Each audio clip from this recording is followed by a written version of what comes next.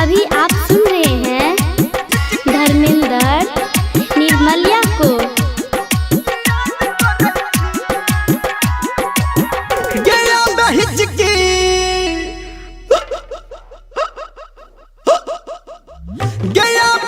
के तू हमारा याद करे छी, आ बहिज के तू हमारा याद करे छी, याद करे छी कि तू याद करे छी, हमरा याद करे छी, आ बहिज के तू हमारा याद करे छी, आ बहिज के तू हमारा याद करे छी, आ बहिज के तू हमारा याद करे छी। बात ना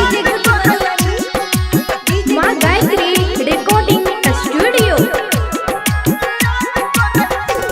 दिन रात में हम सुतै छी, हम जागल रात कटै छी, तोहर छोटका वाला फोटो तकिया के तोर रखै छी।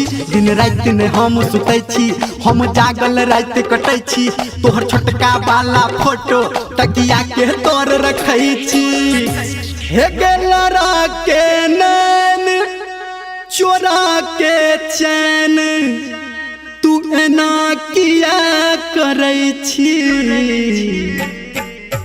ये आ बहिज के तू हमारा याद करे छी, आ बहिज के तू हमारा याद करे छी, आ बहिज के तू हमारा याद करे छी। अभी आप सुन रहे हैं सावरिया म्यूजिक। तोरा मैसेज हम करे छी, जब व्हाट्सएप हम चलबै छी, तोहर कॉल रिकॉर्डिंग जानी हेडफोन लगा के सुनै छी। तोरा मैसेज हम करे छी, जब व्हाट्सएप हम चलबै छी, तोहर कॉल रिकॉर्डिंग जानी हेडफोन लगा के सुनै छी।